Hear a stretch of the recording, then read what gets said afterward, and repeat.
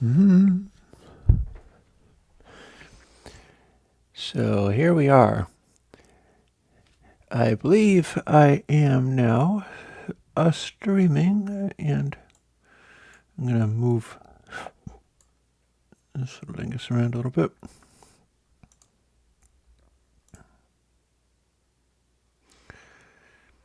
Got our live chat going on.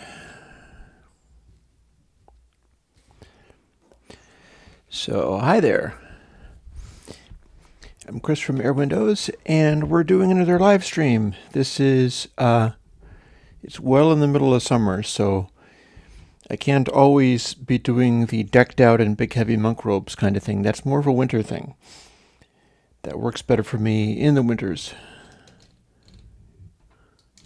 But that said, hey Patrick, I have a kind of special treat in store today, or at least I have an idea of something that I can do today. Namely, there was somebody who was wanting something from me, and I think I can probably work out a way to do it, so I thought I might try to do it on stream. And we'll see how that works.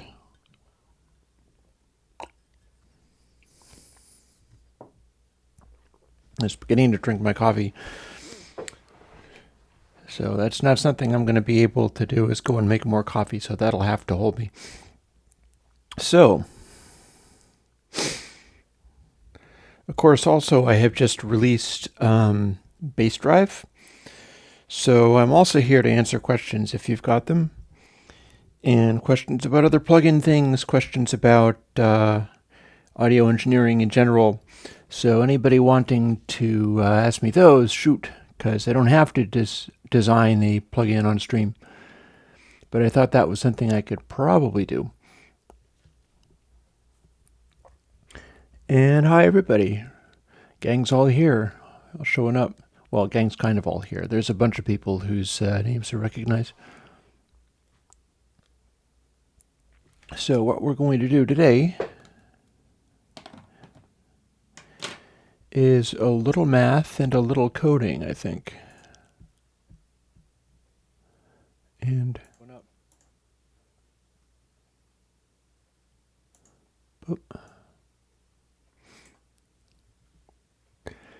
oh, Shivang, if you have questions about Buttercom, to go ahead and ask them. I got 2 hours. I'll get to the thing that I was going to be doing.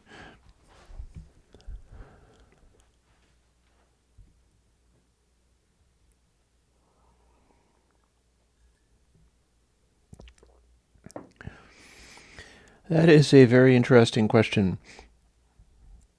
Shivang, it sounds like you're talking about compressors, as Buttercomp is a compressor. You could say something like average sounded smooth because it rolled off high frequencies. That's probably not what you mean. And you're probably also not looking for distortions. So what I would direct you to is actually curve. If you're into Buttercomp, what you should do is look into curve and also perhaps recurve, because those have a fairly similar behavior. And in fact, I've taken to using curve on my videos rather than just having raw microphone feed with this little microphone here. What I've been doing is just throwing curve on that, because sometimes if I raise my voice or whatever, I'll distort the output, or I'll distort the input. And when that happens, my recording of my talking is a little more inconsistent. So I use curve to fix it, which, come to think of it,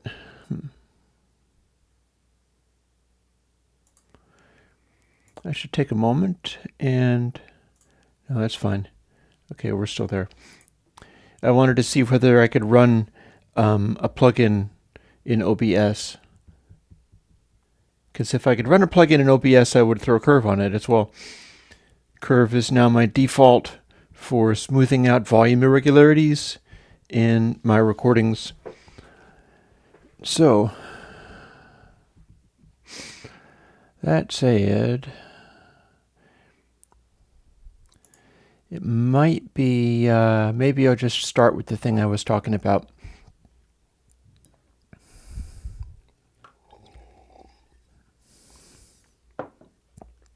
I thought it might be amusing for people if I wrote a plugin on stream. But bear in mind sometimes that if I'm doing that, it's not necessarily about going typity and coding stuff in Xcode. A fair amount of the time, I'll write my plugins in my head, or I'll write them out on paper or something like that, because the thing about it is the plugin is the idea for how the sound gets processed, so I need to understand how that works. Otherwise, there's nothing to code.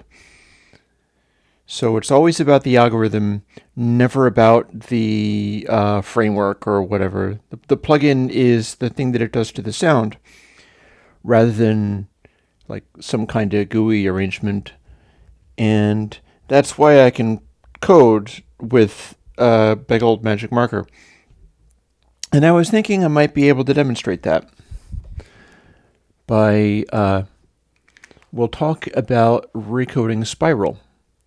Because what I was asked was, I think I was being asked about channel. And channel went up to channel 5, all with exactly the same algorithm, which is basically sine. And the big invention of Spiral was that with Spiral, I worked out how I could alter the sort of gain shape of the sine algorithm so that as you got closer to the center, it scaled itself. And so what I'm thinking, because the person who was asking was like, yeah, I like both of these, but in different ways, because channel 5, which is the one without Spiral, had this big, like, mid-bass warmth. And bear in mind there's no EQ to any of this, but the algorithm and how it worked regarding the distortion algorithm, which is just on a sample-by-sample basis, they said, oh, this has all this sort of mid-bass fatness to it, which is kind of true. It just doesn't come about through a EQ. And then they said, and the channel 6, which is the one with Spiral, has all this great transparency and there's this clarity, but it doesn't have the same fatness to it. And it's like, that is true. And that is because of the change in the algorithm. So they went, okay, can I please have one that does channel 5, and then after that channel 6? And I'm like, no, that's not how that works. Or can we dial in, another thing to add the mid bass to it? And so you take the bass out of the one and you put it into the other one. I'm like, well, but it doesn't actually separate the bass out in the first place. And I started writing up a thing like, no, you can't have that. It can't be done. It's impossible. You can't do the one and then the other, because the one is the sine algorithm, and that's what makes the fatness. And then the other one is doing the transition point, and then I stopped and I was like, wait a minute. I shouldn't say that, because what if I could come up with a way to change the way that it interpolates? Because here's the thing. I want to sketch this stuff out on papers as usual.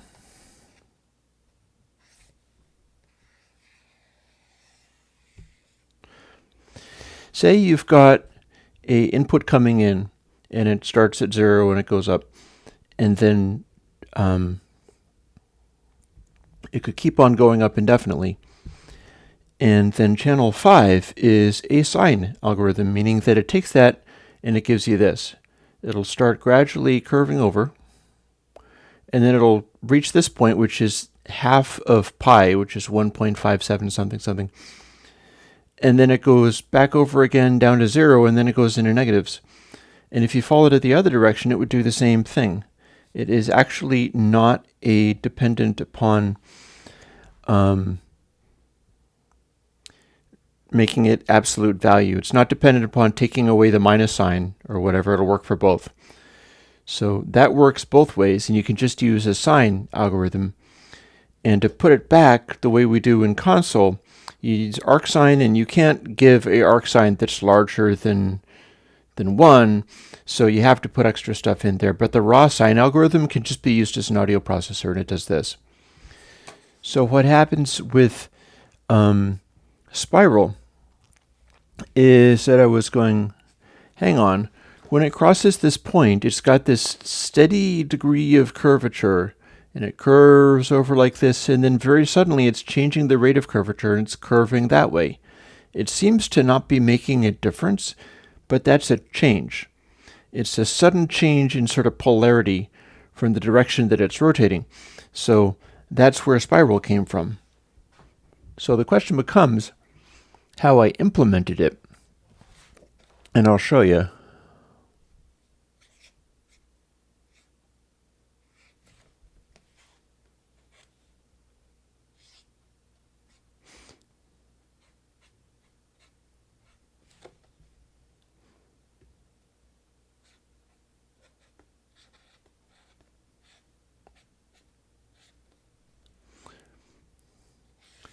So part of it looks like this. Instead of being sine x, and I'm using x because I usually use input sample, but I want to fit it in the piece of paper.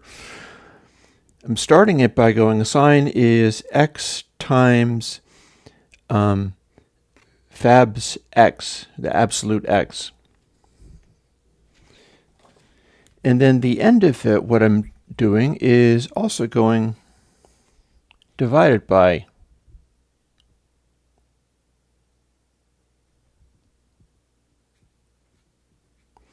It's a little more complicated than this, but only because there's a bug fix.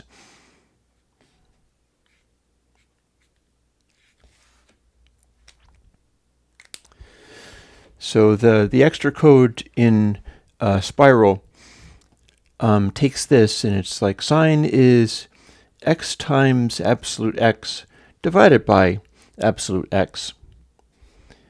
So it seems to be taking something and multiplying it and then dividing it again. It's by the same thing each time.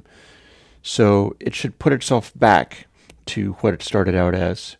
And the extra code in it simply says it's divided by, and then there's a conditional statement. The conditional statement says, oh, by the way, if x equals 0, then don't use it, just use 1. So that it doesn't break, because you can't divide by 0. It's not a thing. So here's the thing. If you were doing sine x times the absolute x and then divided by absolute x, think about what it would be if you didn't have the sign there at all. And you just had like x is x times absolute x and then divided by absolute x. It doesn't matter what these numbers are, they'll be the same thing. But if we have our like waveform thing coming in again,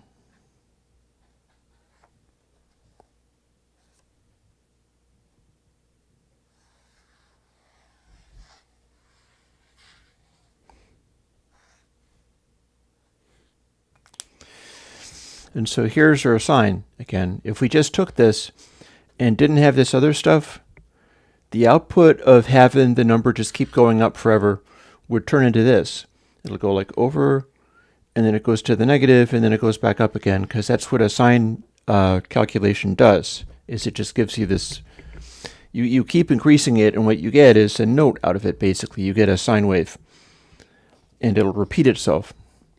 So what happens when we do this to it? Because this is Spiral right there, with the small change, which is checking to see if this is 0, because you don't get to use 0. Let's say sine x is like 1. Well, what happens there is it's kind of close to the top area here, like the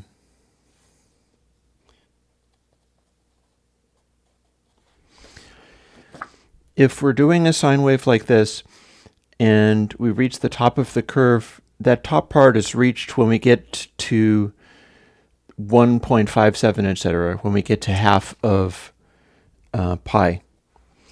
And this 0 point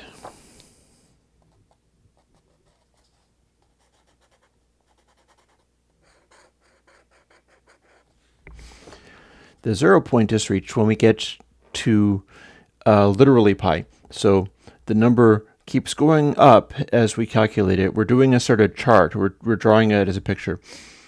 And then this is 1.57, etc., and this is pi. So this half of pi and then pi.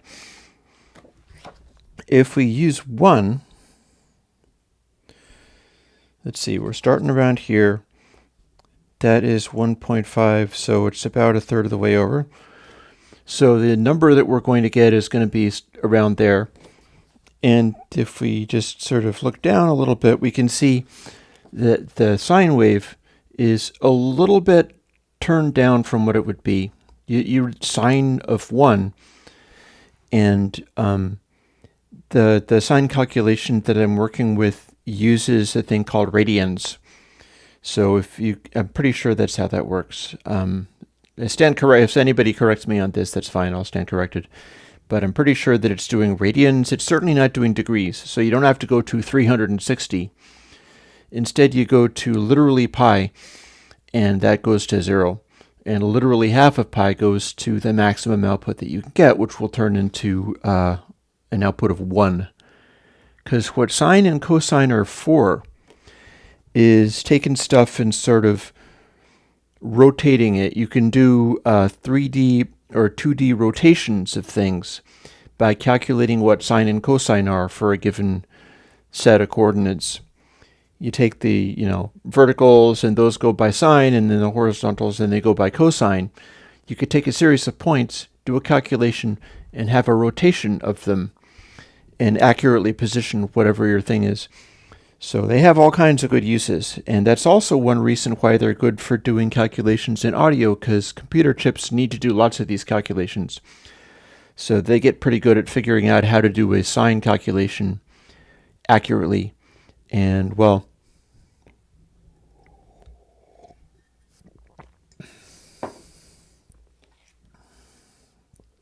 there are also ways of doing sort of lower quality sine calculations for speed, and you probably don't want to do those for your audio calculations. So here's the thing. We have this alteration in spiral, and it says sine x times whatever, and then divided by whatever. And spiral is literally this one. It's taking the x, like say if we used 1, it'll roll this off, and then if we use this in spiral, that would be the point where a spiral would go sine x times 1 divided by 1. So this is the point at which spiral and just regular sine, also channel 5 and channel 6 are exactly the same. When you have an output of literally 1. Although I would point out also that the channel 6 algorithm is also taking a multiply by it's worked out in such a way so that a input of 1 will give you an output of 1, otherwise it would be attenuated. It gets complicated. You wouldn't believe that like one line of code for audio would be that complicated, but that's often the way of it. So what happens when we use a calculation of, say, 0.5? I was going to say 0.1, but let's do a partway. It'll be harder to see on this chart, but it'll be easier to work out how the spiral algorithm does it. So instead of looking at 1, we're going to look at 0.5, and it's the sign. So what we're going to do is go sine equals x times 0.5, and then we'll do the sine of that, and then multiply by, divide by 0.5.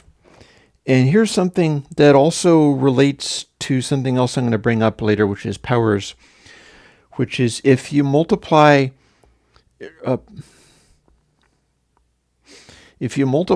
by a small fraction like 0.5, you're dividing by something.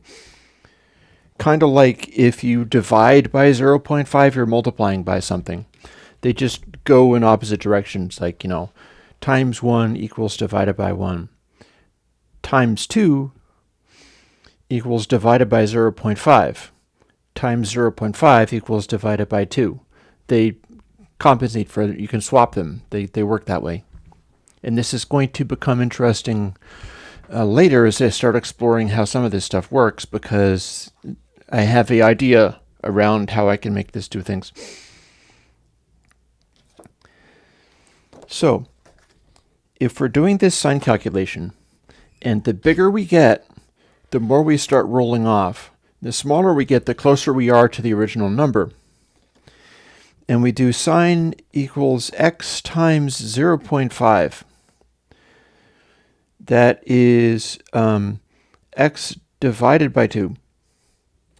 So we're going to do the sign calculation, but then this point that we're at, we're going to do the sign calculation as if it is smaller. So this point here moves to this point here. Then we do the sign calculation, and then in the end we go divided by, same thing, divided by 0.5, so we put it back. So essentially all we're doing is, in spiral, for any given number that comes in, we're essentially scaling the size of the thing down to where it gets closer and closer to not even being on this curve at all. Or if we have it be larger, like sine equals, let's see, I know what I can do.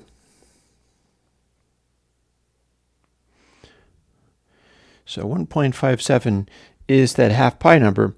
If I do a square root of it, I get 1.2529964, etc. That means if I did x is 1.25, so on, that is multiplied by x, which is 1.2 or so on.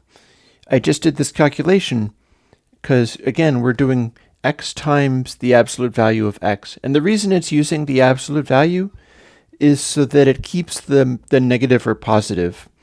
If I take a positive and multiply it by a positive, it's going to stay positive. If I take a positive, multiply it by a negative, the output is going to be negative.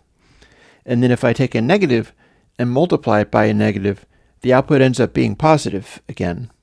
Negative comes from when there's two things oppositely arranged. If I have that wrong, somebody please correct me, because I should have taken math in school.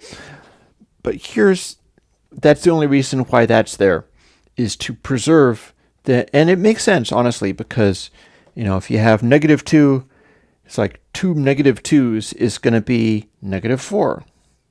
Makes sense. 3 -2s is -6. So -3 -2s turns into 6 because it's got to flip the polarity doing that. So I'm not losing my mind there. So what we've done is we've worked out how, if we're doing this, we change the size of the number and calculating it, apply the sign to it, and then put it back. If it's 0.5, it calculates as if it was 0.25, which is less of an effect. If it's 1.24 or whatever, it evaluates it as if it is 1.5 whatever, and that becomes more of an effect. Or if you had 2, it would go even farther, and you'd start getting the roll-off effect. It would kick in more. Another way of viewing this would be to say, here's our number coming in, and what Spiral does is, for big numbers,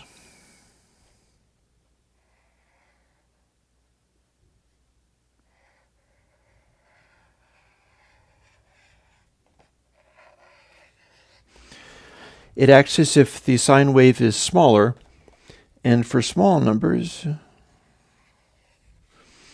it acts as if the sine wave is much bigger. You can think of it in terms of, since we're taking the number, doing a thing, and then putting it back, it's like it's changing the number relative to the size of the sine thing. So what it does is, when the number is small, it makes it littler, applies the sine, makes it bigger again, which makes it seem as if the sine is much bigger. And that smooths out this transition. And if the number is big, it scales it up even more, applies the sine, and then puts it back, making it seem as if the sine is much smaller. And one of the things that will happen there is it'll change the sort of frequency of it. It'll start kicking in faster. So Spiral, especially the original Spiral, if you start throwing really loud sounds onto it, it will start doing its sort of sine-shaped wavefolding faster and faster the harder you push it. So it'll get really gritty if you crank it up a lot. And that is how Spiral does what it does.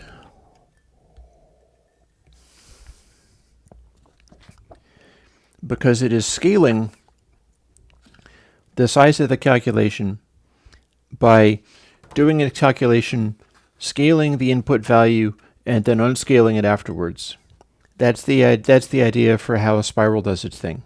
Now, that fellow was wanting to know, can I have it in such a way where it'll go back and act like the regular sine calculation again? And what that would mean is not scaling it so much, like the way this works. The reason it doesn't sound as fat as the raw sine calculation is because the whole center of the waveform is such a gradual change that it sort of cleans it up. You don't get as much of a thickening effect as you do on it, on the raw sine calculation. But you also don't get the change in angle nearly as sharply because you're expanding it outward so much that the change in angle, remember, which is the difference in sound and the reason why Spiral sounds smoother, is because this is a consistent shift in rotation as it goes down to the center part. And then as you get to the center part, it's literally the opposite rotation. And then when you've got Spiral in place, your rotation starts looking kind of like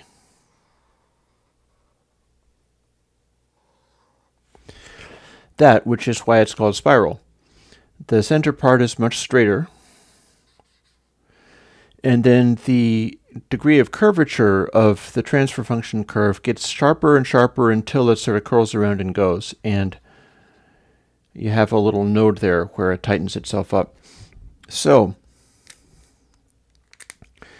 the question becomes, can we hybridize this, not by doing the one calculation and then doing the other calculation and mixing the two together, but can we hybridize this by messing with the actual algorithm and making something else interesting out of it? And here's where I was interested in fooling with another concept, which is how square roots work. Because square roots work like multiplication and division.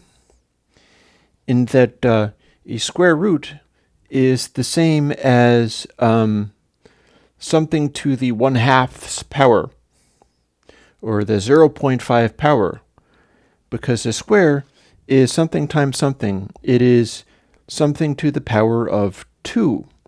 So you might see a similarity there, where, and I could have included this.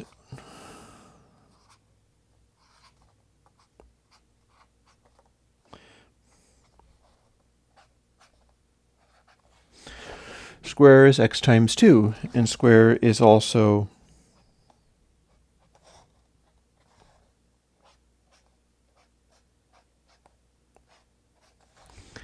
x times x. So it's a bit weird. It's a bit funny how that works out, because it's like, okay, I understand what x times x is, and I can also do a power of 3, which is x times x times x. But how do I conceptualize the idea of x times a third of itself, except for it's not really that? Instead, it's, rather than just continually adding more times itself, you're doing something else. You're doing the square root. And a square root of, you got a number for it on the calculator and everything. So your square root of 7 is something like 2.645, blah, blah, blah, blah, blah, blah, blah. And you're like, that's weird. How did it come up with that? And the answer is, hang on, quick question from Jolie. Do you have an EQ that allows high passing an audio track without causing peaks? Yeah, it is possible. In fact, you should try, for now, and with a caveat, you should try biquad in its high-passed mode. And I think that the sequence of models is low-pass, high-pass, bandpass, notch. So you'd have biquad type 2. And then the Q factor needs to be 0.7071, which is going to be a Butterworth. Because the definition of what Butterworth is, and I'll grab another piece of paper and draw that. All a Butterworth filter is a particular kind of coefficient. So you got your frequency response there. Actually, that was not even straight, but whatever. And you got your resonant peak there. And you can also do a very slow roll-off, and the point at which it goes right up to having no peaks and then starts falling off, that is a Butterworth filter, and that is 0.7071. It possibly goes beyond that, because I think that might correlate to a mathematical constant of another kind. Often I think that kind of stuff happens where the true number is actually beyond that and some kind of arcane constant from somewhere else. Like, square root of E or something. But that's the number you want for a Q factor. Or you can look for stuff that's defined as a Butterworth filter. And that's, by definition, that is the filter coefficient that lets you high pass without causing a peak. That's what Butterworth did, was figure out at what point can you exactly get no peak and no resonant peak at the cutoff point. So we're going to get back to me trying to do, unless somebody else has another question, I'll answer that too. But we're going to get back to figuring out what we can do with spiral. And again, I can do a number and hit square root, and it's this long, complicated number, like 2.64575. And it seems like, why does it say that? Because 2.64575, 2.64575, if I multiply that by itself, I get essentially 7 back again. The square root is the inverse of what it takes to multiply something by itself to get to a target point. And that gives us something we can do, because we could also go with the same caveat of we don't get to do this using 0. And this is the point where I haven't worked out what happens, so I'm going to work it out sort of on paper and figure out how that works. X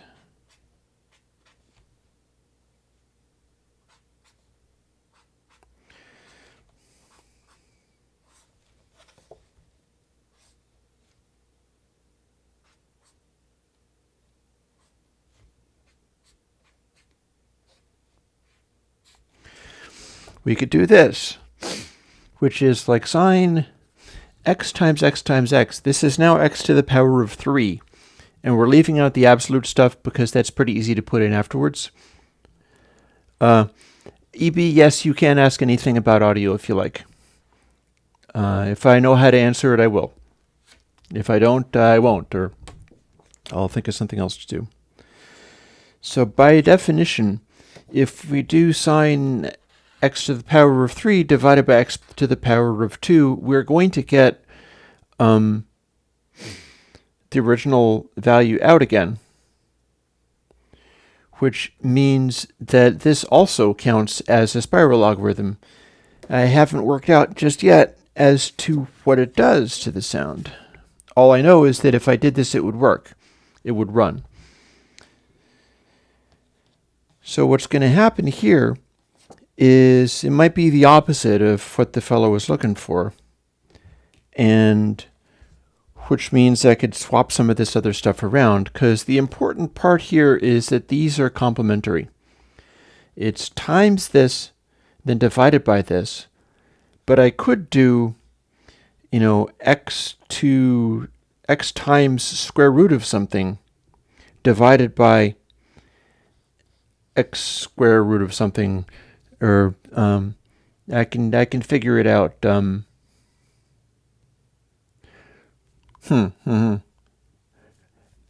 Jolie, I think there's a separate issue there, and it has to do with phase. And what that means is I'm not sure if I have a good answer for you, although some of my stuff like high passes, unfortunately the high passes that I use are not necessarily I have high passes that are much more gradual, like the interleaved high passes that are just IIR filters, but I don't think those will necessarily help either. The thing is, what's happening, say I got something that's like, oh, and then you got a big old waveform like this, and then it wiggles in the middle. If you filter that out, and I've got it kind of positioned too close to the middle line, but let's say this is the middle line. Let's say we filter out this big waveform. It's going to try to smooth that out.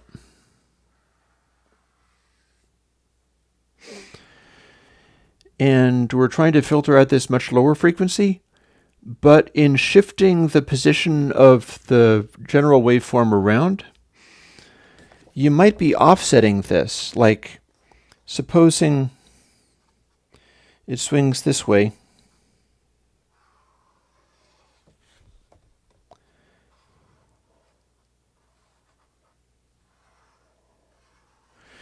Here's what might be happening.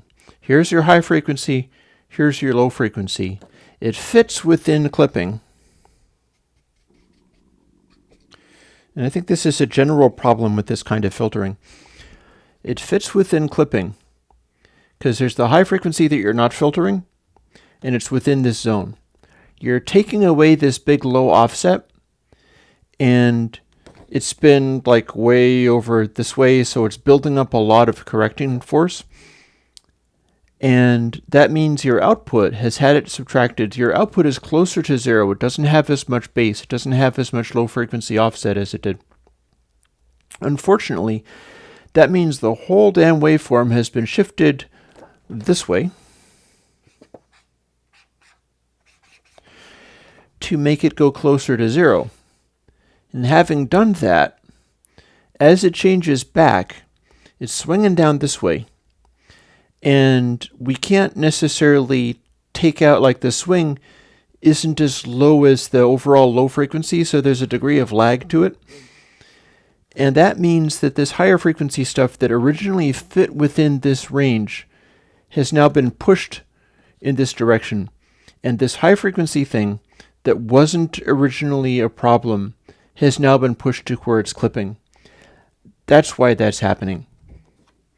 So it happens easier when you have a fairly tight filter and then there's other bass frequencies going on, but it would also happen with even higher frequencies than that.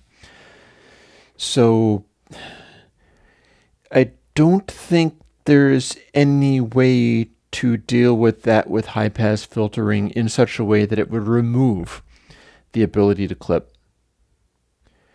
Not unless there was some kind of built-in saturation effect that only took place, that only related to, and that could, you want me to try to make something that'll fix it? If I'm not mistaken, Jolie, I asked you on KVR, and I'm sorry about that, but I'm strict with people about everybody has to play nice if they can, because this is a rough, nasty world and stuff. I'm glad that you tolerated me being kind of huffy about that. I'm not taking it back, but I didn't mean it in ill spirits or anything. But maybe what I should do is try to come up with a saturation that only applies to the side of the channel that produces this offset effect. Like,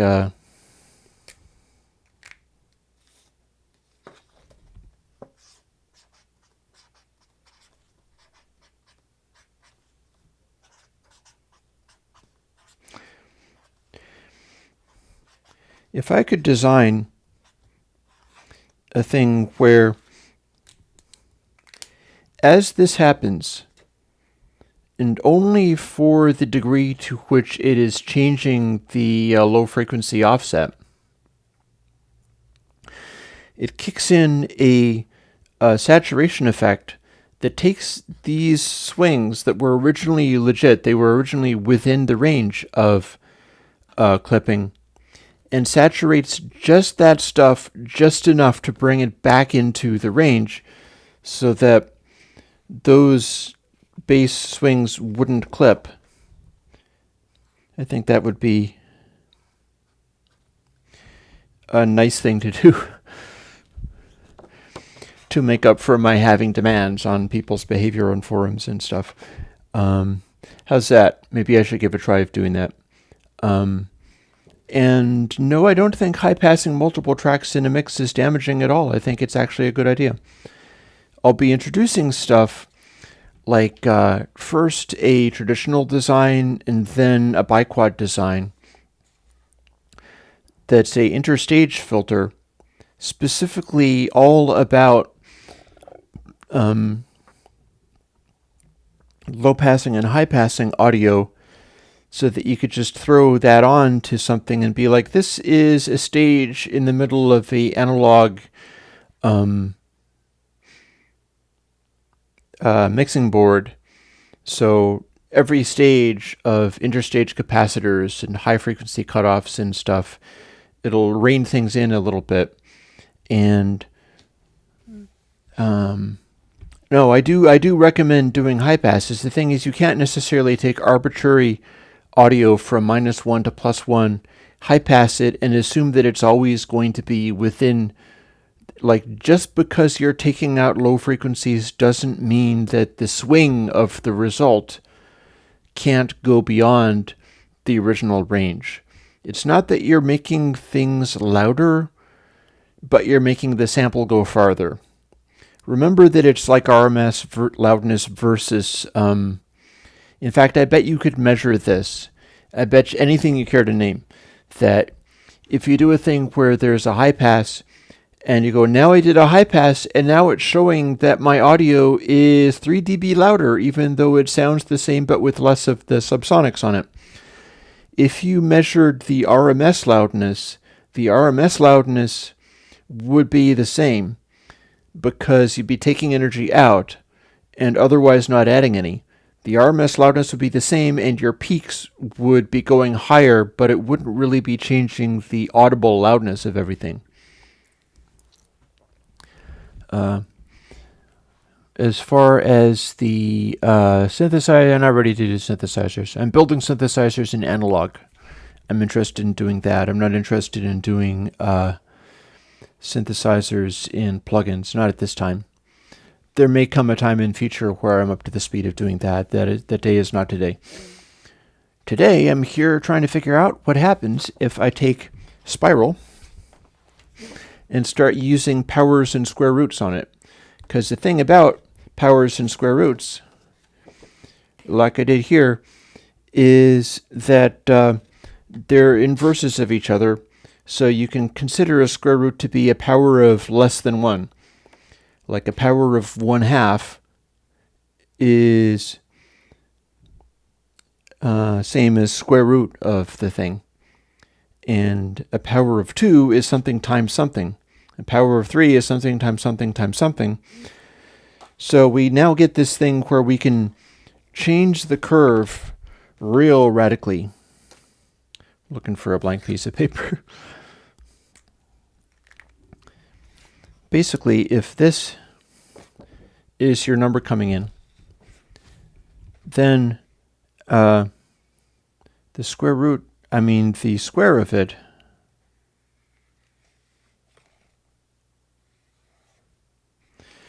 is like kind of like the inverse of the curve thing that I did.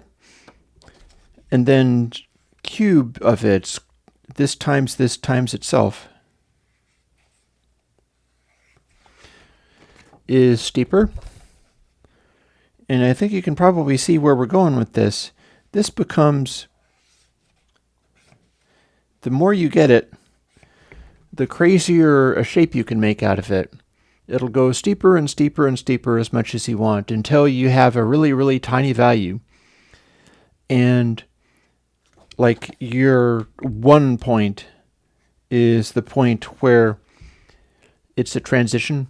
And then beyond 1, if you have like the power of 6,000, so it's this times itself 6,000 times over, you get to where you hit that 1 point and it just becomes huge instantly.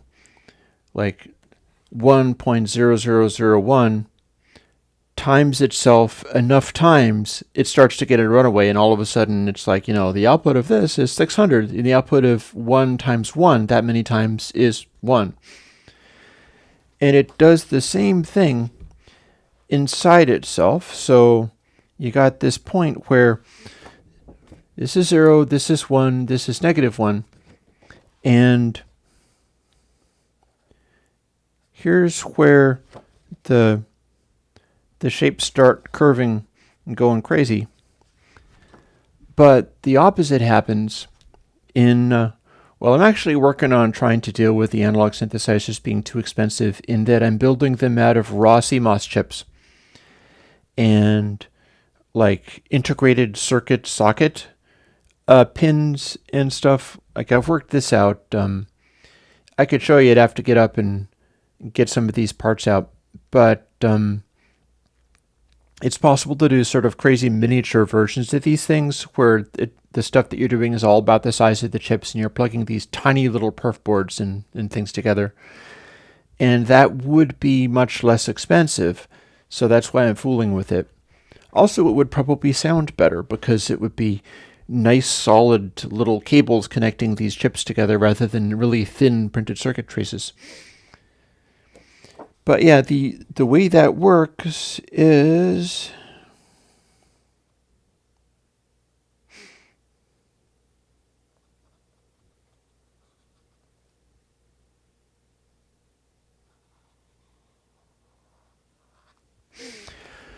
The other side of it is when you're dealing with this square and square root stuff, it's just like with the square root being the fractional amount of it. When your number is less than 1 and you multiply it by itself a cajillion times, it approaches 0 real quickly. Like 0.5 times itself a cajillion times is basically 0 again. So it does the opposite thing of 1 is the point at which it starts doing this crazy runaway behavior. And it's the same for whatever number it is. These are all going to converge on that, but then there's this little intersection which seems to do the opposite behavior. And it gives you this area that's sort of going the opposite direction of the shape of the curve.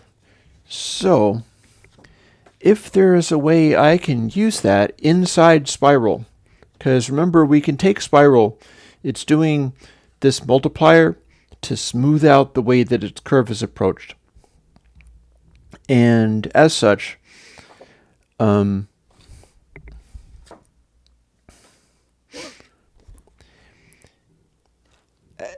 if you're smoothing out the way the curve is approached, it's like it's changing the size of the sine wave, and it makes it go at a different curve speed.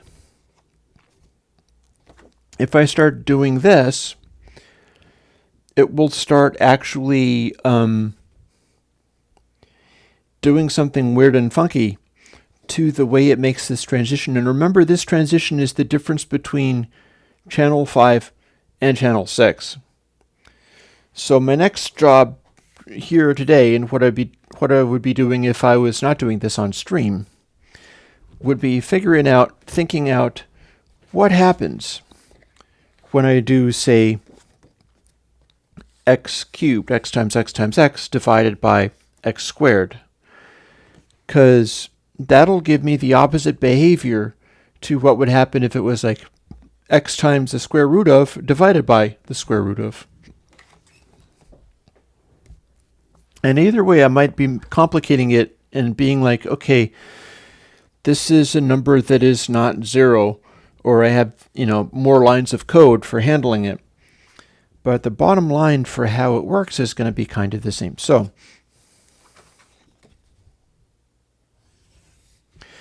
here's our number going in. And we're going to do it as just, this is 0.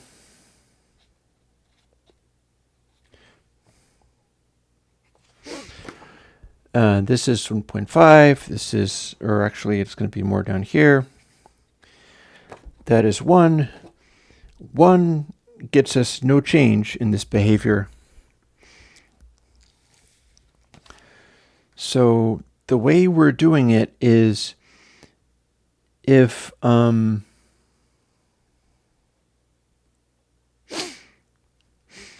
original spiral works like multiplying it like that makes it act as if the sine thing that we're applying is smaller or bigger based on how big the thing is. So let me have a quick look at the chat while I'm at it before I get too buried in this, because this is the kind of thing where I lose track of things and I'm staring at the wall for 15 minutes, which might not be compelling. It might not be compelling watching unless this happens to be the coolest thing I did ever and it sounds better than anything else, at which point you'd be watching it being done. And that's got to be kind of cool. So let's see. Let's work out what would happen. What's changing with the x times x and then putting it back is it's making it so that sine is bigger. So if it's x times x times x, that's making the sine get bigger way faster than it would otherwise do. So we've got our curve, and then it gets tighter, so it will be even tighter than that. So if I did the sine x times x times x in that center part, it will cause the number to it'll be like a hyper spiral, and could do a sort of hyper mega spiral, which is essentially even more expanded center area and even more constricted beyond it. I can get it so that the instant you go beyond a signal level of 1, it just tightens itself up to the point where it immediately starts distorting. I could get it so that it's acting like a TL071, where if you go beyond the power supply rails, it flips to the other side effectively. Because with enough multiplying powers upon powers upon powers, if you go beyond 1, then it expands outwards to practically infinity with enough powers of powers. And since we're applying it to a sine algorithm, we're basically making the apparent, like what the sine algorithm thinks it's working with, starts expanding faster and expanding faster and expanding faster until it could be just about anything. I can get it so that you hit this one point, you hit this distortion point, and it goes bonkers. It'll be like an FM synthesizer freaking out and making a noisy type effect of it starts really quickly going into the bonkers zone, which might be kind of cool. Maybe I have a whole separate plugin here. And by the same token, multiplying a value that's less than 1 by itself that many times makes it quickly approach 0, so it again becomes a hyperspiral. It becomes the instant you're beyond this 1 point, and remember it's a smooth transition between +1 to plus 0.9 or whatever. It goes through that point, and that point is the point where it's not changing anything. Then the smaller numbers will just dissipate to next to nothing. And what that effectively does is, rather than effectively making the sine tighten up, it makes it loosen up. So what happens is you're almost immediately trying to run the change of a sine function as if the sine function was like the size of the house. You have this amount to change, and the wave you're sort of mapping it onto is so huge that nothing happens.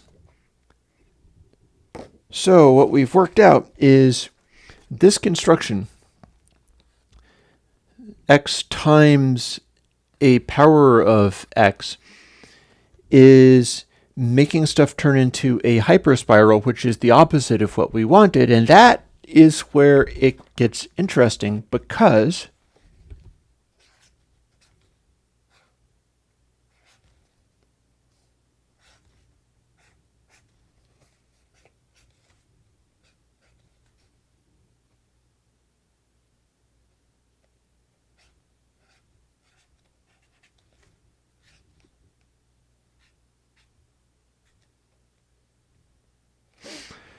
yeah, give me a moment. I'm constructing this idea.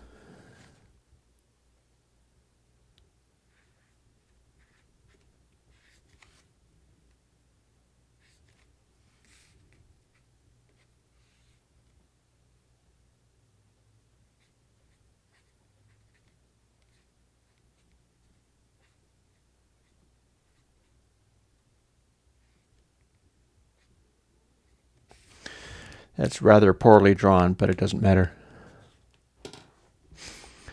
So I can do the opposite. Sine x times power of x, comma 0.5. That's the square root. Pow of 0.5 is the same as square. Remember, square root and square can swap between each other. And square is power of something. So pow x in 3 is x times x times x. Pow x times 4 is x times x times x times x. However, pow of less than 1 is a square root function. And pow of, I guess it would be 1/3. Logically, yeah, that would be 1/3. 0.333, that is a cube root. That gives you the number that times itself 3 times, gives you back the original number. So I actually hated math in school myself, so I have all the sympathy of anybody that's struggling with this. But I think I'm literally going to be able to give you what I promised, which is like, I invented a new plugin and it's amazing, and you watched it being done, which is good work for an hour or two.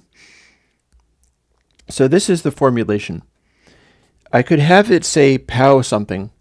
And remember, if we take this part out, it's something times this divided by this comes out to be the same. It's doing a process in here that is offset, that's changed in size, and then dividing it, which changes it in size again to put it back. So we're changing again, where's a good picture of it? We're basically changing the size of the sign shape that we're using. That's what Spiral is all about. Spiral is all about doing a thing where we can make its curve change in shape. So, and there's going to be some interesting side effects, I think, to this. I might have something that works a little bit like a remap, depending upon how you set it. Might be doing that. So here's what's going to happen.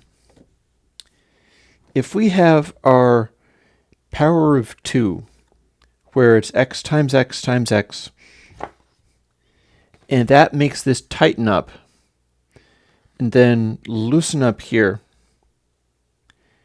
we could also do power of 1. And I'm pretty sure what happens is that just returns 1 everywhere. And we're going to get a thing where at a position of something that gives us 1 in this place, like x times x becomes powers, x square root of x becomes really smaller numbers, and something to the power of 1 is going to be just 1 again.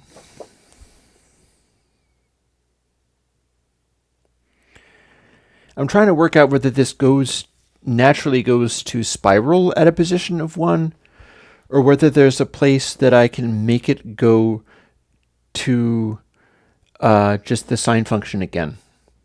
I'm not sure which that would be. There might be, though. Because here's the thing. If you're doing powers of smaller numbers than 1, the opposite happens. You get to 1, and the combination of those things starts to do the opposite effect. Rather than tightening up the curve as you go past 1, it starts loosening the curve more and more the farther you go. So you'll have peaks that are huge, or even maybe peaks that are magnified, maybe peaks that are exaggerated to the point where it's just like, okay, this distorted and blew everything up, and your DAW crashed because it was an infinite number. That's something to be careful of, I'm sure. And then the opposite would happen inside here.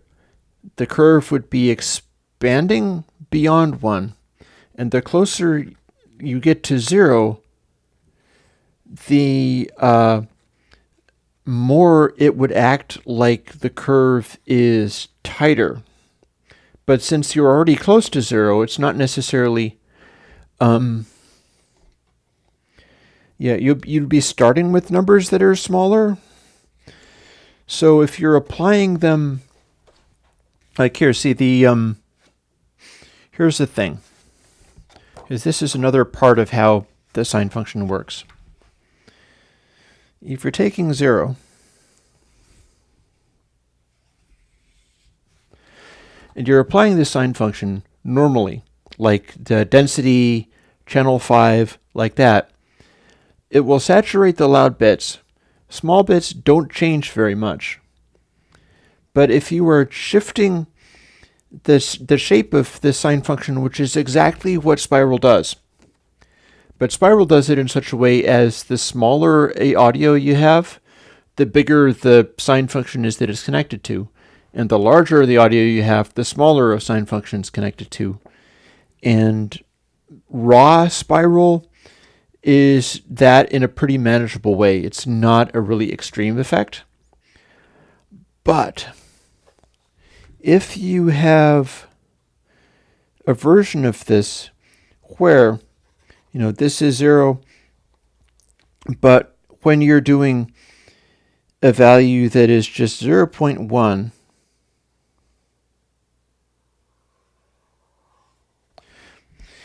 and you're scaling the whole thing down so that your sine is like the size of this, what's going to happen is at really small levels, it can reduce the same amount as the big levels. Basically, what would happen is you'd change it so that the center of the waveform would start getting steadily smaller rather than being the sort of the fatness of the algorithm where the mid part of the algorithm is still loud and then you get soft clipping. It would stop soft clipping. It would start more and more getting to where, okay, this bigness takes it down this much. This bigness takes it down this much. Same algorithm, it would turn into a loudness transform. But that's on a point-by-point basis on each sample. So it's not just an overall thing. Or is it? Because here's the deal, is the same calculation that is scaling it so that the stuff beyond 1 gets louder and louder is the same calculation that scales it so that the stuff that is quiet gets quieter and quieter and applies to a smaller and smaller sine shape. So this stuff that would normally be a saturation curve would turn into just flat, and it would kick in harder and harder the closer you got to 0. And because of the way that works, I think what you'd end up getting is closer to, density. If anybody's fooled with density and the way that density can be set to a negative setting, and it kind of sucks out the center of the sound, I think this might start doing that.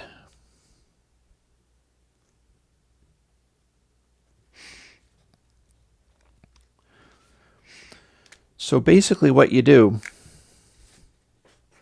all of my pages, all of my pieces of papers, here's 2 blank areas so I can save those for scribbling on some more later,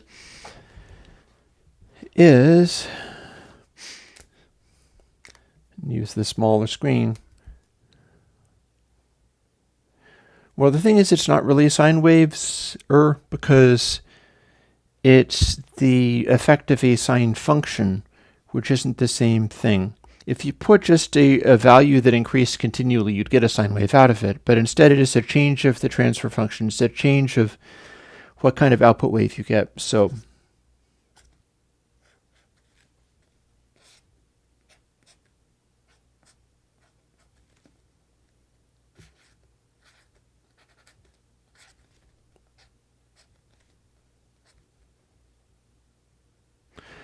what would be a good letter to use for mojo factor? M, obviously.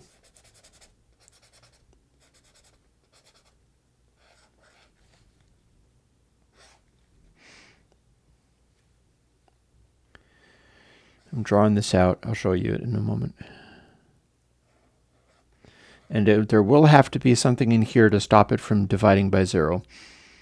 That's normal and fine.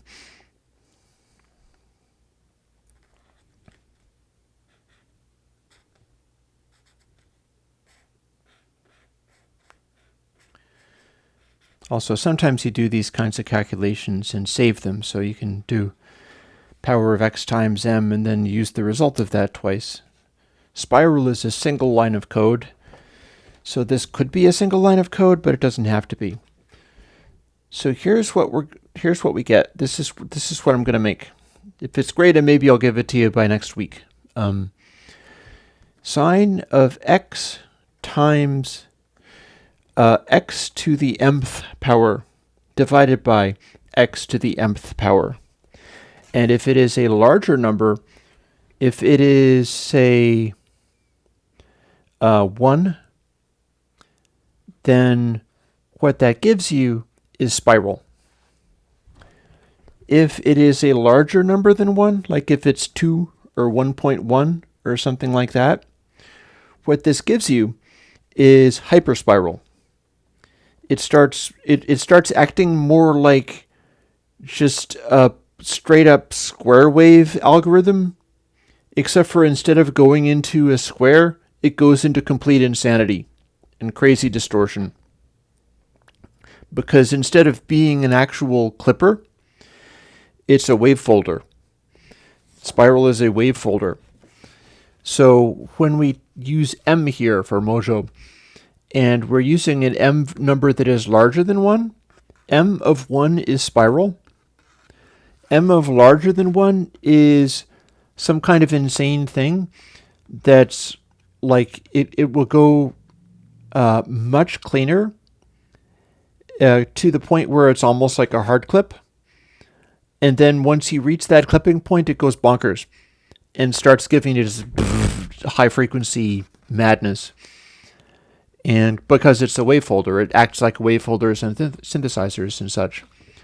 But if you were using m that is less than 1, that's going to start doing what the guy wanted me to do, which is m of less than 1 starts giving you this behavior where the bits that get louder start giving you hotter and hotter peaks, and the bits that get quieter start acting more like inverse density. Now here's the thing. I really don't know exactly what this is going to do. I only know that I have to stop it from dividing by 0.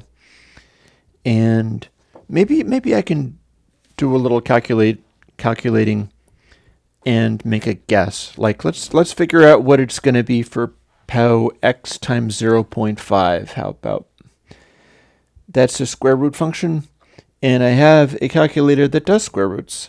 So let's see what we get. I'll draw this out. So 0, 0.5, 1, 1.5, and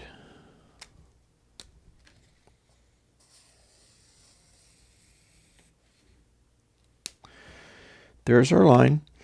And we're going to deal with something that's kind of like a sign calculation, except for that it's really kind of not. And I'll just sort of estimate what's happening. So we're going to try to calculate it as square root. Namely, we're doing this new calculation. Maybe I'll have to call it Mojo now that I'm using m for the calculation. So power of 0.5. So I'm doing this calculation based on x times what they, and let's add a couple of other points here to give me more of a sense, like 0.75 and 1.25 and so on. So 1 square root of 1 is 1. So sine of 1 times 1 is 1. So the sine of 1, it's going to be a little bit down from here. Because if you remember, I have to go up to like 1.57, etc. to get a result of 1. Because that's the way it clips. So since we're not doing a pre-boost into this, we're just calculating it raw. this is the point where the saturation starts to cut off. It will be diminishing it to this extent. And it may or may not work to do a pre-boost in this one. Let's see what it does.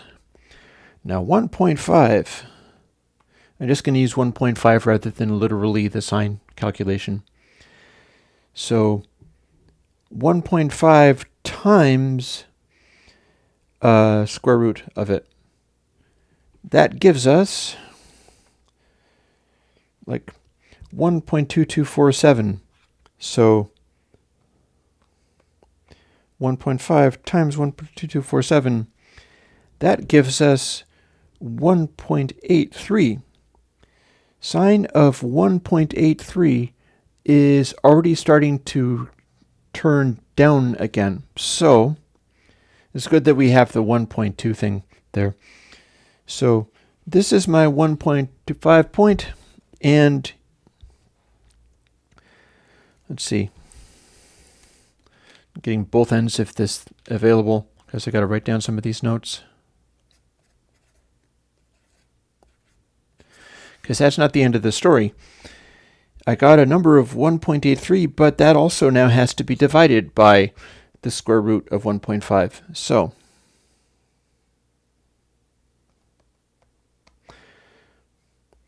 1.224. So 1.837 divided by 1.224. That's giving me 1.5 again. Interesting. But that's a result. That's a result because before, the shape of this would go, we're distorting here, and then when we reach this amount, that cuts us off to literally this point. That's where it would clip. This one, using 1.5, gives us back this point. This is now another crossover point. We've now got a, oh, I'm drawing on myself. Oops. We now have a remap-like behavior out of this, just by virtue of how the thing works. So, one is the shape, and then we've already got it going through this point where we're getting the original value back. Larger numbers are going to give us an even higher value. Let's keep going. 1.25. 1.25. The square root of that is 1.118. So 1.25 times that is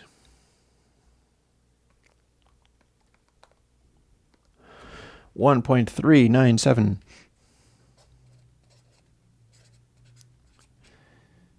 39754, in fact.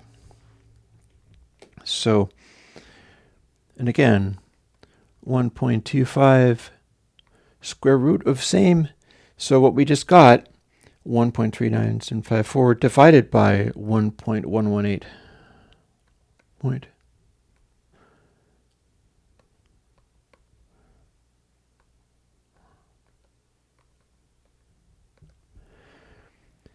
That gives us 1.25. Interesting. So that's also really close to our input value. That's acting like it's flattening out up there. I'm going to have to see how this works. So we're going to start doing some of the smaller. Let's go directly to 0.5 and see what we get. Because remember, if we're doing this with just spiral, this stuff here sticks really close to this line. And if we have a value of 1, it's going to give us the slightly attenuated version. And it's the same for our power-based one. So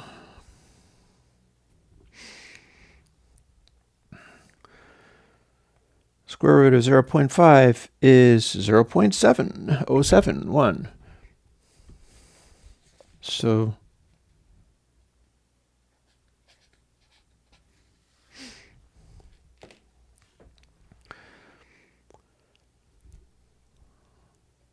So 0.5 times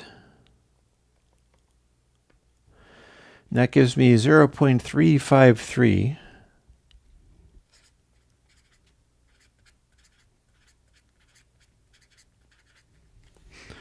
But wait, we have to divide it, but we have to divide it by 7071.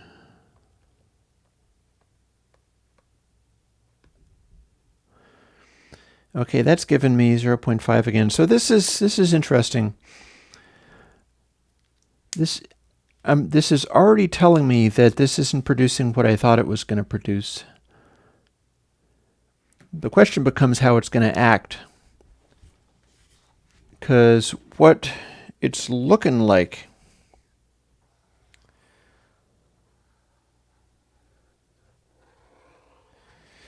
is that my transfer function acts like this.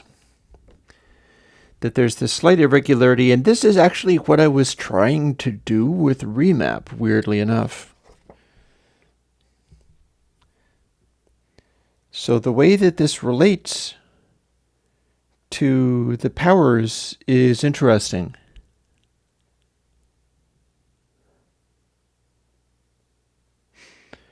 I'm not sure. Let me quickly run a calculation on 0.1. That is just right around here. I want to see if this does anything interesting, because this might be making me a sort of weird double, triple curve thing, and that could prove useful, but I don't know what it's going to do. So 0.1, the square root of 0.1 is 0.3.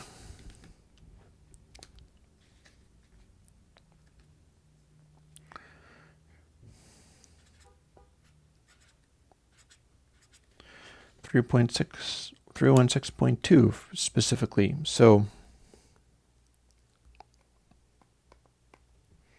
oh, but you know something? I think I'm making a mathematical error here, because I keep doing this. See, I don't have a sine function in this calculator. That's what's throwing me. So the reason I keep getting, I need to do this over again. I was wrong. The reason I keep getting these flat things is because I'm doing the calculation, but I'm not applying the sine, which is what I have to apply. So let's go back and think of some of that stuff over again. This is going to be a little more complicated, but bear with me. 1, 0.5, 1.5. Here's our number. Here is what it makes when we're at 1. And now let's start doing this. And I'm going to whip out another calculator and see whether I can make it calculate according to radians.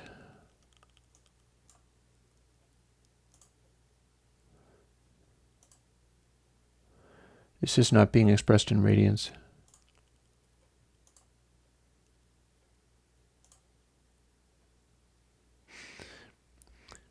I wonder whether I can find a way to tell it to be in radians.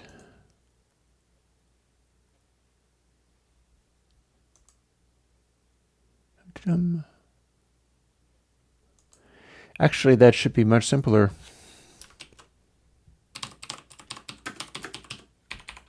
Yeah.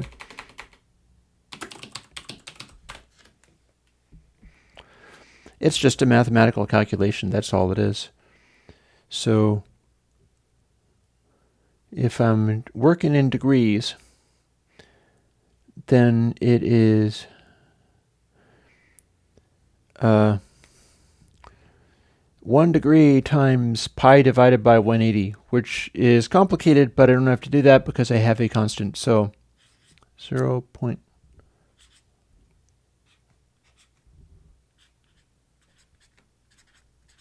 This is sometimes the kind of stuff I have to deal with when trying to work this stuff out. Like if I was doing this on the laptop and actually coding it, this would be the point where I would start experimenting. And it'd be like, okay, well, first of all, let's code it. Let's run some audio through it. Let's see what it does. Because I already have a basic structure for it. Amid Said Anad, what is the best mixed song? Clearly, Darude Sandstorm. Anyway, especially that out of tune synthesizer, which is great. But here's our degrees to radius calculation. So here's our calculator. So, oh goodness. 1 times 0.017533. Okay, that was easy. And then sine. Boop. Okay, that's still not what I was supposed to be. 1, the sine of 1 is also tiny. So, let's figure out what the hell we're doing here. It's calculating sines in degrees, and I need to be calculating them in radians. Maybe multiplying it by...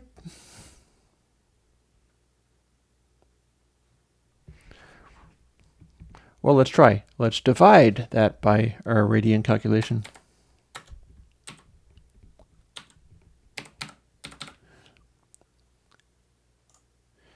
Equals 57, and if I hit sine now, I get... Okay, here's our way of doing it. Is I can take a number that's like one of our numbers in samples, and then if I divide it by this conversion thing, it'll give me a number that's much larger, in this case 57. And if I hit the sine button on Apple's calculator, that gives me the output number that I would be getting in an audio unit if I just did sine by the number, because that's being calculated in radians. So that seems to just about work.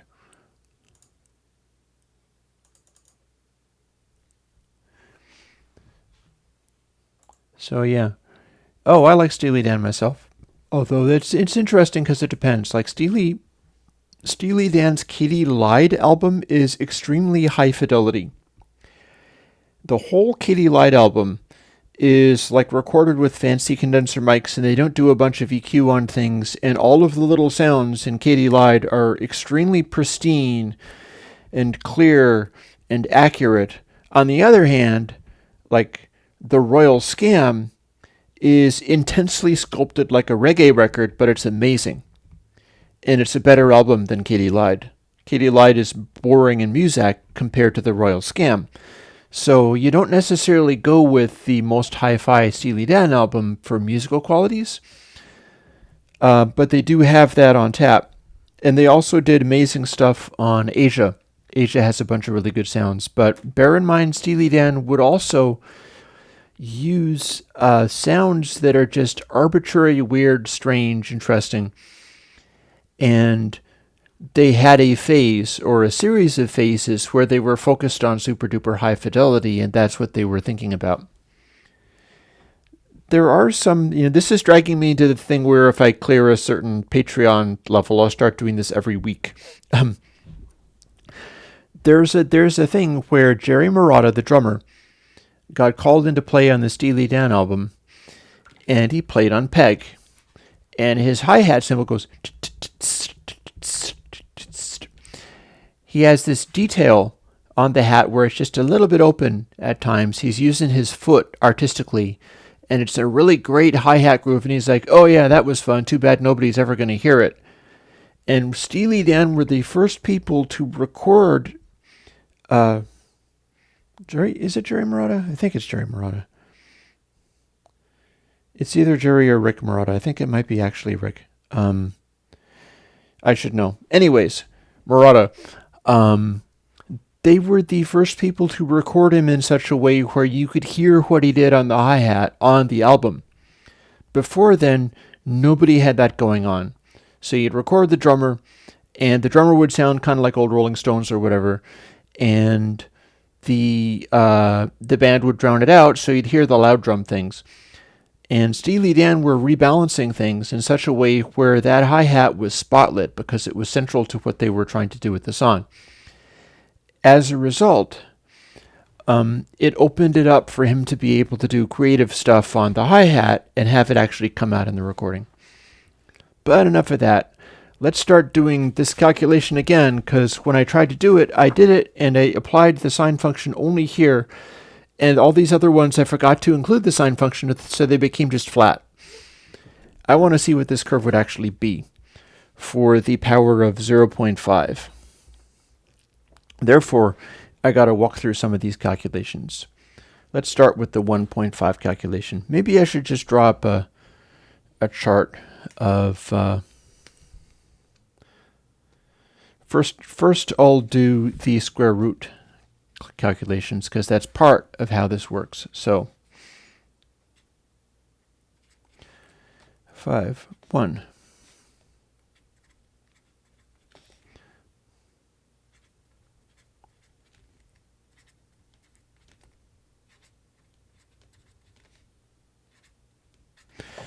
So I've written the sample values down here. These are where they start out at.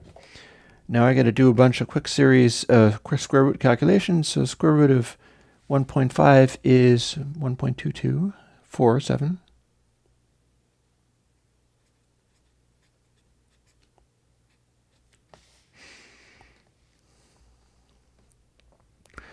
Square root of 1.25 is 1.1180. So I'll leave it at that. Square root of 1 is 1. 0.5. Notice what's happening with these numbers. That these ones above 0, you do a square root on them, they get smaller. The ones below 0, you do a square root on them, they get bigger. It's a way of adapting things into the algorithm. Don't worry, you can't just... I'll basically forget you guys exist. I'll keep talking, but I will forget everything that you're saying. 0.5 square root. That becomes 0.707, which is a good roll and drum machine, I think somebody was saying earlier. 7071, actually. Hey, check it out. Remember how I was talking about the Butterworth thing? Square root of 0.5, 0.7071067. Maybe that's your Butterworth filter right there. Boom. Didn't notice that before, but there it is. That is exactly the Butterworth constant. Now, 0.925. And square root of that is 0.5. Very neat. And then the square root of 0.1 is 0.3162277. So now I've got what x is going to be multiplied by, and then also divided by. This is the guts of the new version of Spiral as far as how that works. So what I have to do is run these calculations and then apply the sign, which I forgot to do before. I did it on 1 because I knew, like, oh, okay, if I use 1, then it's going to be a smaller number. But I did not do it when I started trying to draw this up, and that's what I want to see. I want to see what this curve does. And I've got the curve fitted to 1, 2, 3, 4, 5, 6, 7 points, so that'll give me a rough idea. And I already know what one of the points is going to be. It's going to be around 0.8, which is around here on this chart.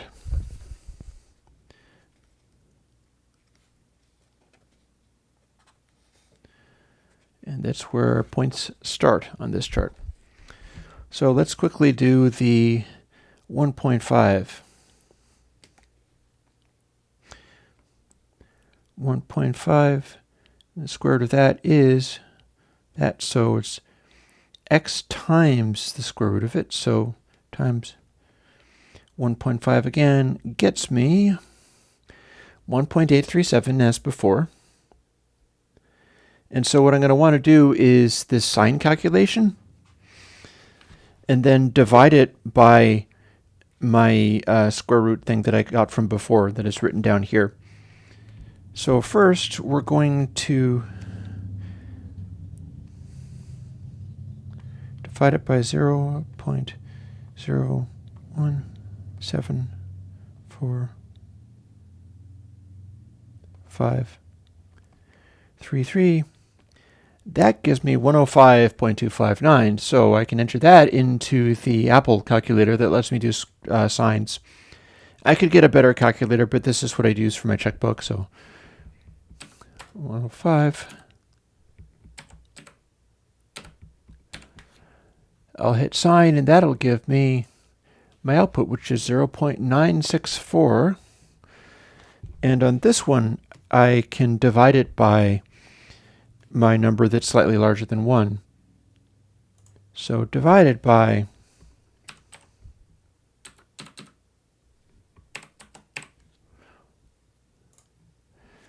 so that gives me for the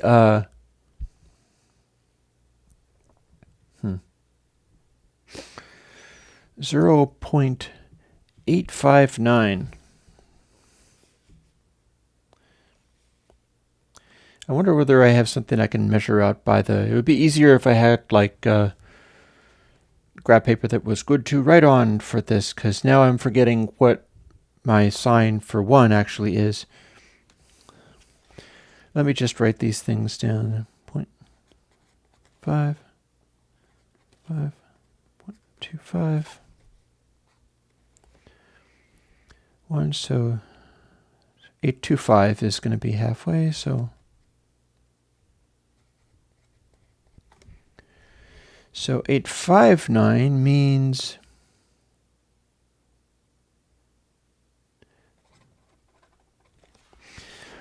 using this one, this cuts this loud part down to about here, whereas the raw spiral, or no, not the raw spiral, raw density would be this line here, would be right there. Let's quickly run a calculation of 1 so that I can get a more accurate number for this. Divided by 0.0174533. And sine of that, 0.84. Okay, so this is not actually where the line should be. I'll cross it out. If we're doing a sine-based calculation based on this, then 0.5, your raw output would be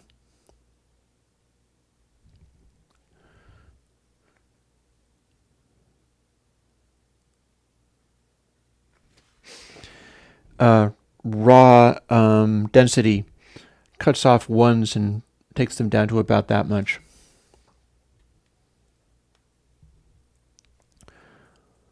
Oh, let's keep going. There's more going on.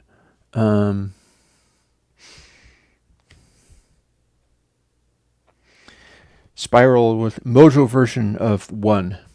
Let's work that one out. So sine of 1 times well, first of all, let's find out what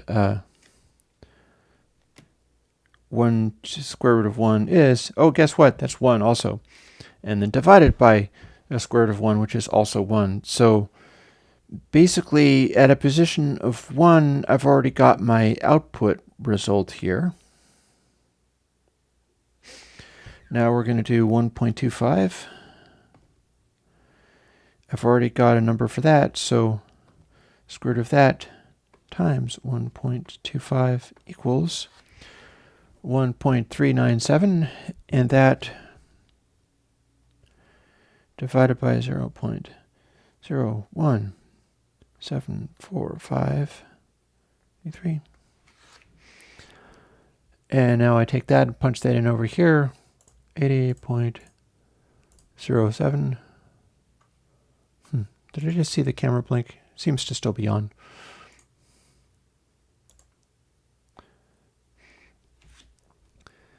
And 0.7.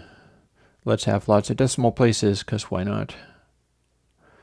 And now sine of that. Hello. That gives me an output of 0.985 But wait, we're dividing it by 1.118. So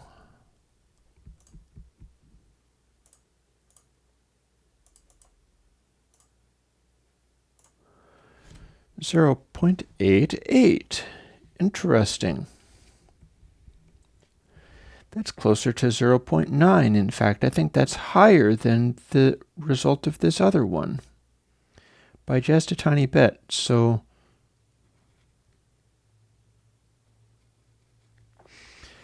I'm starting to see a round-off curve there that wouldn't have been there before. It's showing that it's doing a bit of that wave-folding behavior faster than it would otherwise have done. So now I got my 1.5. 1 is going to be the same here, so I got a part of my curve right there. Let's start doing some of these other points. 0.5.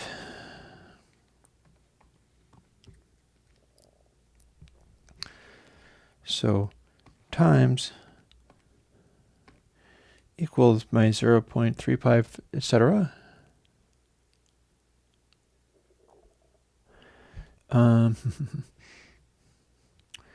Let's do the sine thing. Divided by 0.01753 equals 20. So, and that's a much smaller number, so this is going to be, oh, no, that was a 2000. What am I talking about? That's not what I want at all. 20 point, thank you. 2571. And let's get the sign of that. Boop.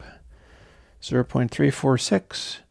But wait, there's more. We need to divide our 0.5 by square root, which is 0.7. So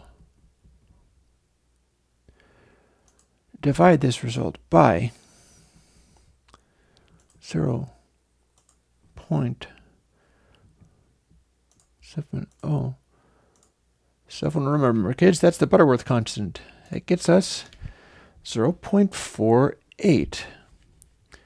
So 0.5 went to 0.489. That's real close to what we otherwise had. I might need to fool around with this with more intense fractional powers to make this work. We will see. So I've got a position for 0.489 is pretty darn close to 0.5. That's pretty flat. Out of curiosity, I was drawing a little line for what it would be if it was the raw sine shape in a lighter line for that. So this is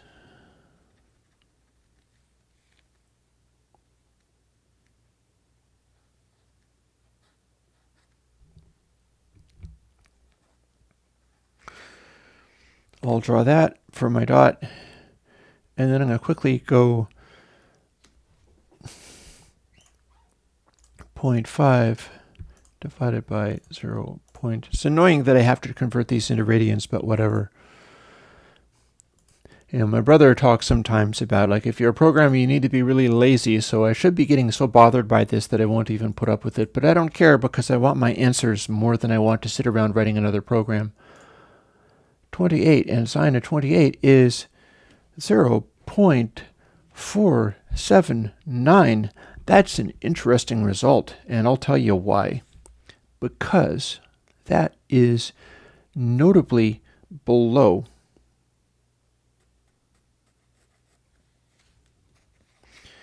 our actual sine wave calculation. Our actual sine wave calculation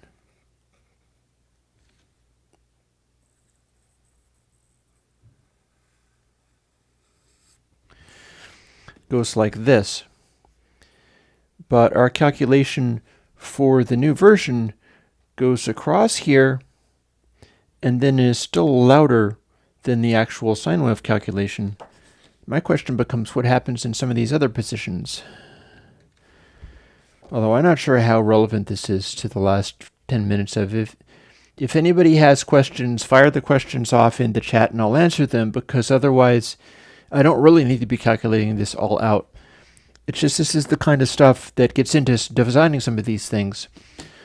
It looks like a very simple algorithm, but you have to understand how it's going to affect the relative behavior of these different samples. And I can synthesize it, I can program it, I can listen to what it does on the outputs, but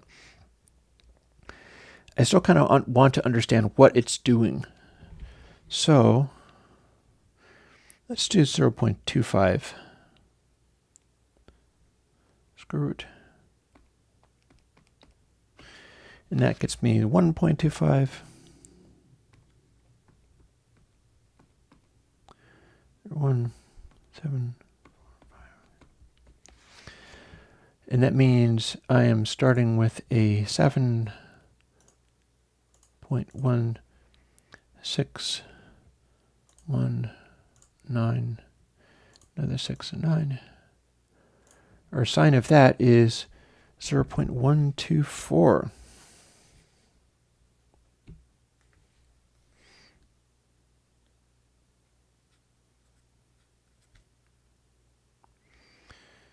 So our 0.25 went right down to here.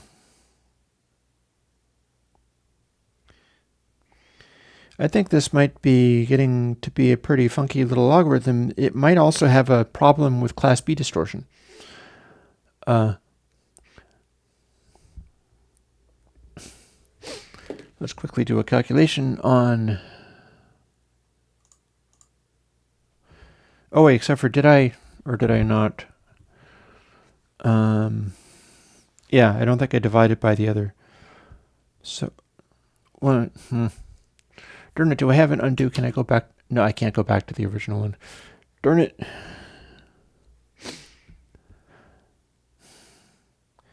I think my result here might not be this offset, but might be a lot closer because I forgot that I have to divide by 0.5, which is the same as multiplying by 2, which means putting it almost exactly back to flat again.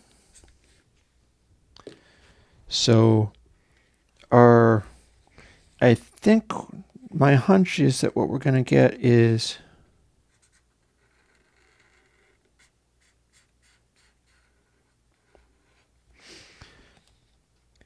something acting more like this.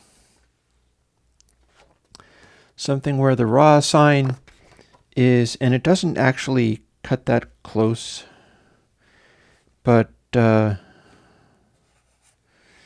everything near to 0 is just about 0, but it looks to me as if what this is doing is it's letting it sort of curve in closer to the center wave, but then it should also be expanding outwards again. You know something? I'm going to just have to program it and try it. This is why you're supposed to write stuff rather than working stuff out on paper, is because the complexities of working this stuff out on paper is getting too much for me, and I'm forgetting steps. I'm forgetting to divide by 0.5 again and stuff like that. And that is kind of cumbersome. But the bottom line is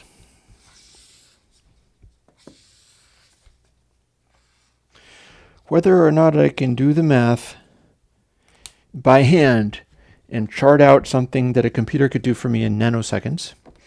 We have this. I'm going to code this and see what it sounds like, because my calculations on paper weren't giving me a very good idea of what that was going to sound like. And I ought to get a sense of whether it's approximating to some kind of, because basically what I'm going to want to do is this.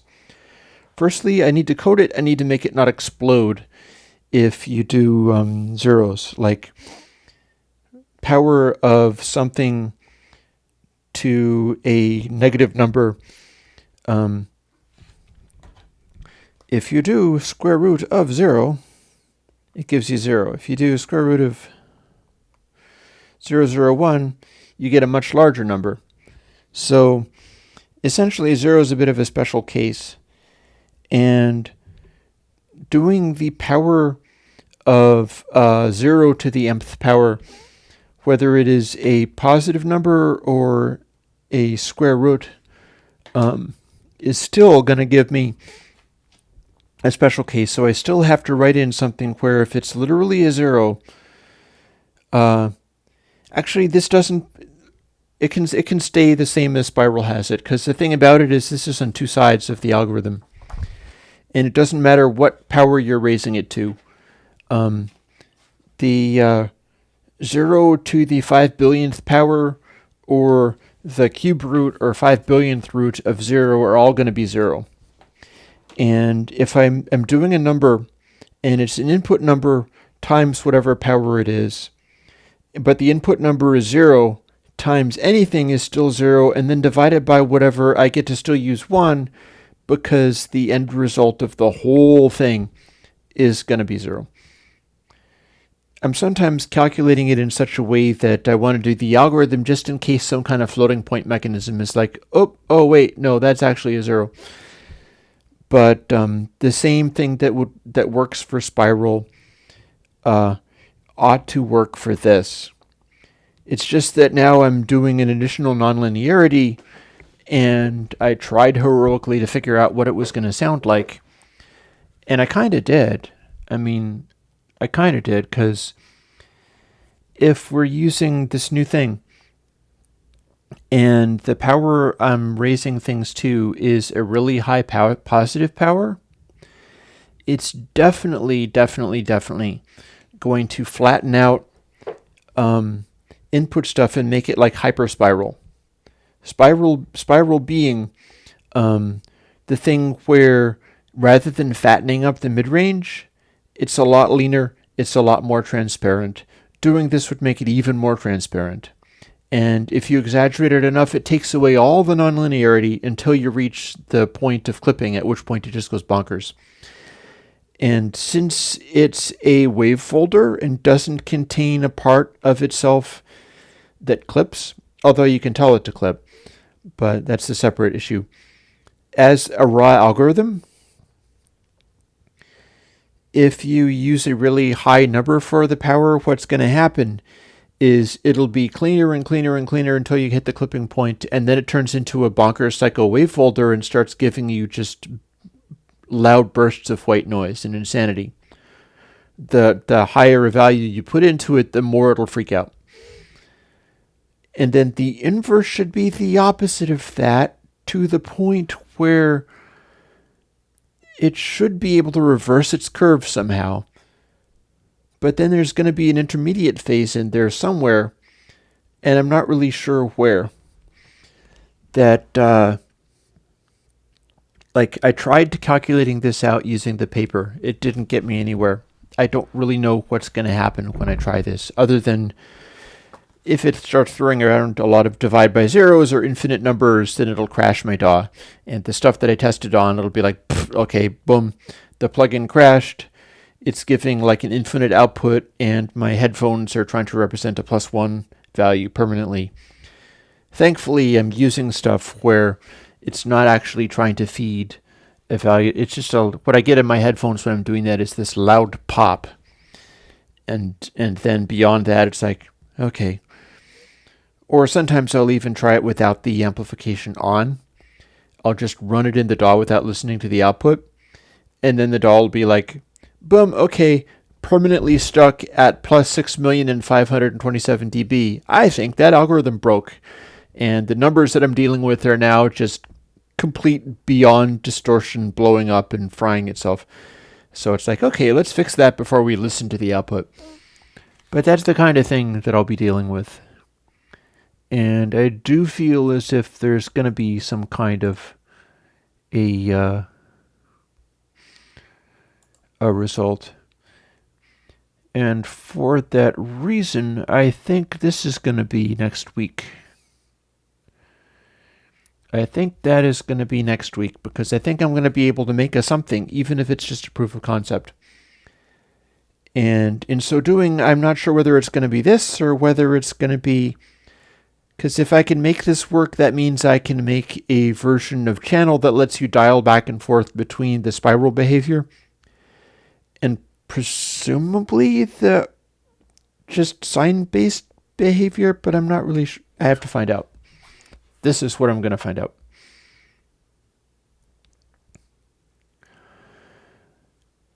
Oh, hi, I'm working on all manner of other things. The disintegration loops thing and the stuff that's talking in the forums. I did say, man, I've got a lot of stuff on my plate, so I don't have that for you next week. I guarantee I'm not going to have that by next week. Interstage. I have a version of Interstage that doesn't do good DC blocking that's ready to go. It would be next week, except for that I think this is going to be next week. This thing that I just did is probably something like that can be next week. And then Interstage can be the week after that. And we'll just sort of keep stuff going. I've also got Softgate coming. But it will all turn up. Thing is, I have to be kind of on top of my game for doing the tape disintegration plug because I have a pretty good idea of what that's like. I have worked with tape before. I know what that kind of stuff is like, and I think it's a really interesting project.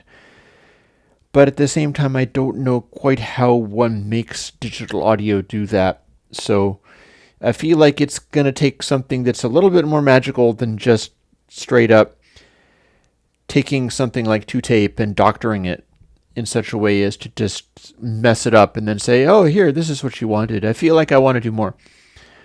And I'm not really quite sure what my answer is for that. So we shall see. So let me... and I would not be calling it tape loop. I would not be calling it tape loop, so don't think that it's going to be called tape loop. The DS update is also I have to be pretty much on top of my game for that, so I don't have that happening next week either. It's still on the radar. It's still on the radar. I have to come up with the algorithm that lets me do the DS, but the fixed length algorithm with a set number of things has to become a variable number of things that it calculates on and sort of scale itself up and down based on that. And currently it doesn't do that. It's hard-coded to just use a fixed set of elements and use those. And it's a really complicated little algorithm that uses all these elements.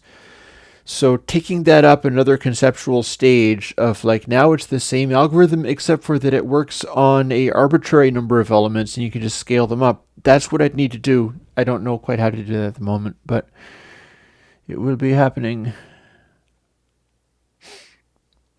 And at some point I'm going to need to take a little bit of a rest so that my brain continues to work.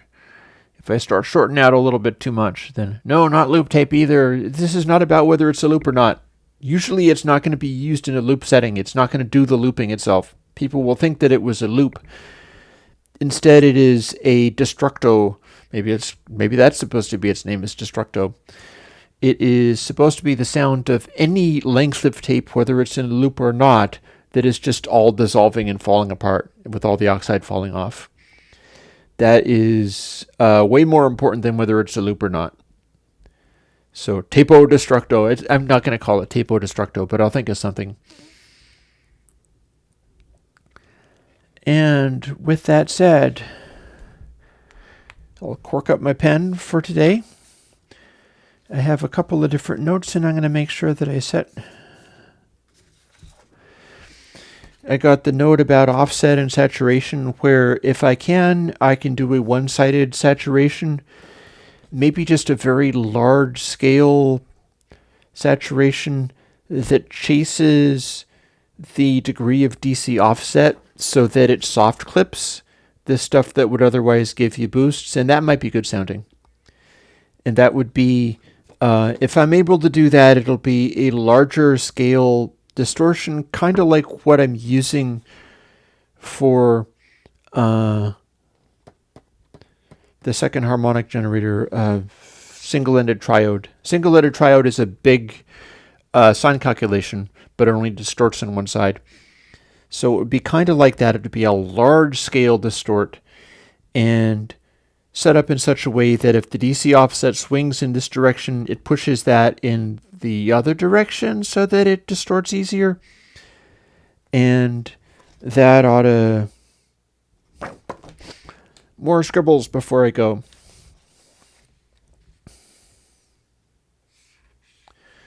I'll draw a box. And it's the center. And this is your waveform here. And the sine shape is the sine of the larger box, and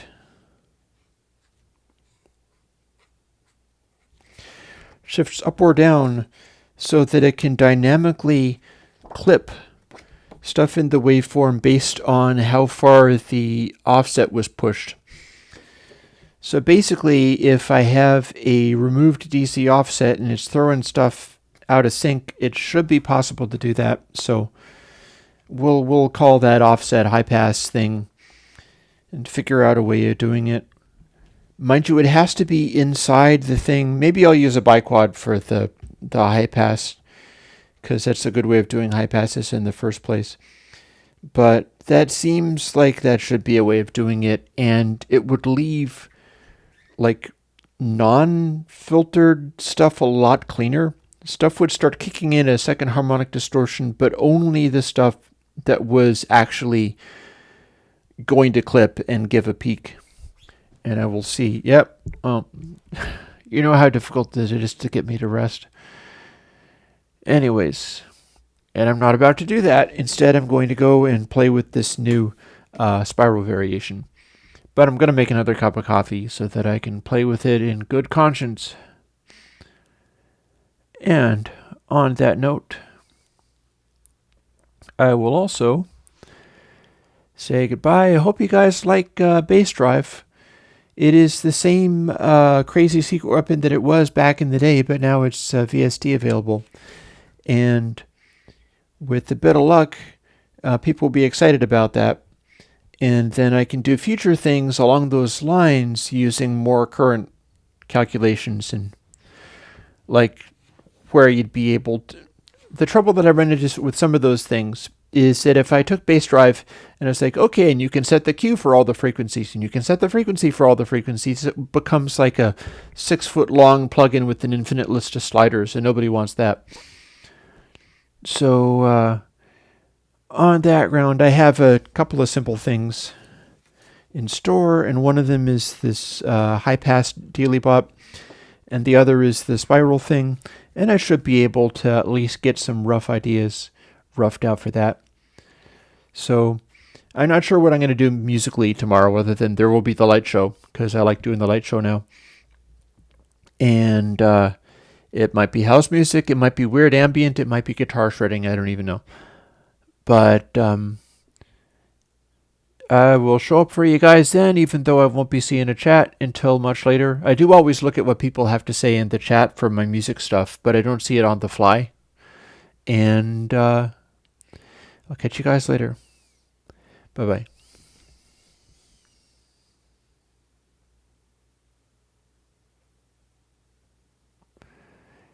And YouTube likes cutting me off, so we're going to wait, and then